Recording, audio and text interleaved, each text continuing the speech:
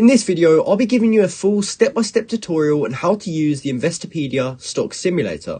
Now, in order to get started, you must head over to the Investopedia website, and from here we can go up to the top where there's all these options, but we want to go to the second one along which says simulator. And from there we can click login/portfolio. That will then take us to this page, and if we've already got an Investopedia account, we can simply log in with our email and our password. However, if we haven't yet created an account, we can click create an account here, and that will allow you to create an account so you can access this page. Now, when you first open it up, you'll see a pop-up like this, and it tells us that we have $100,000 in virtual cash for the Investopedia trading game. Now we can click next to see a few more things about what it actually offers. However, I'm just going to exit out of this. Once you've closed that window, we get taken to this portfolio section, and here we can see our portfolio performance.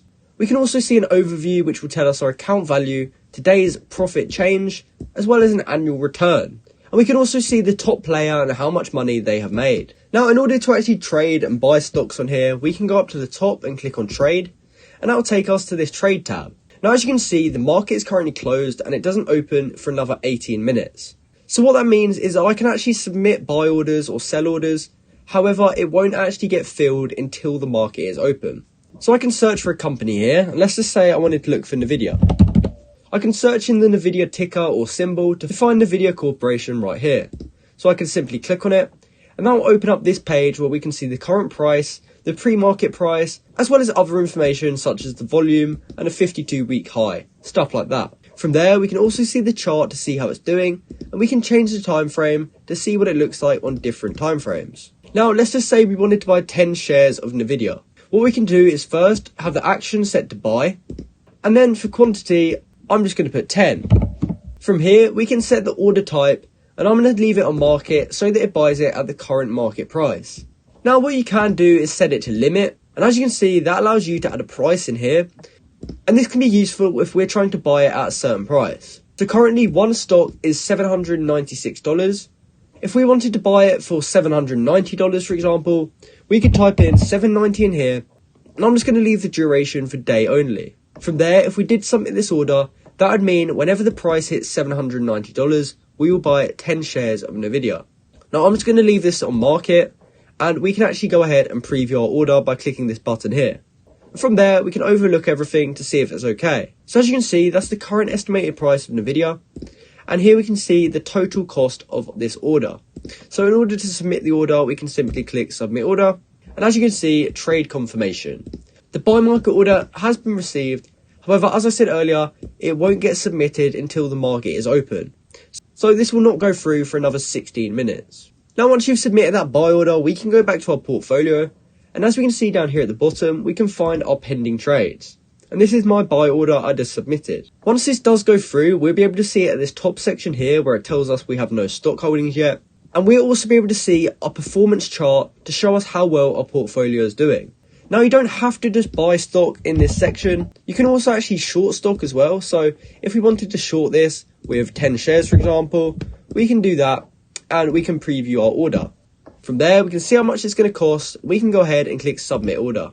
From there, we can go back to our portfolio, but this time to access that trade, we have to switch from stocks and ETFs over to shorts. And from here, we can find the short that we just opened. Now, if we wanted to cancel this, we could go ahead and click cancel on the right hand side, and we can click cancel order to get rid of that short order. Now, there's also a research tab, and this can be really good if you're trying to research certain stocks. So here they tell us the top stocks, and we can also see useful information such as the market cap, how many employees they've got, and all this other useful information. Now, we can also search for specific stocks here, and when we find it on the list, we can simply click on it to open up the same page we were on earlier. Now, if you needed more info, we can click more info right here, and that would actually open it up on a bigger screen, and we're then able to scroll down and we can see even more details about it. So here we can see the company profile. We can scroll down even more to see the fundamental data. And this is really useful as we can see things like the balance sheet, so we can track how much money they're making. And if we find a company that's making a good amount of money, then it could be a good stock to buy. Now, there's also a learn tab up here at the top as well. And if you're new to trading or investing and you needed to learn the basics, then this tab can be really helpful for you. They have an introduction to stock section first where they will teach you everything you need to know to get started.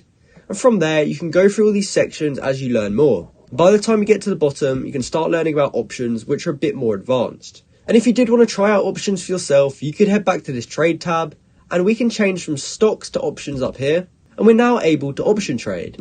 So I'm going to type in a video in here again, and click on this. And as you can see, we can now trade options, and this is sorted by expiration date.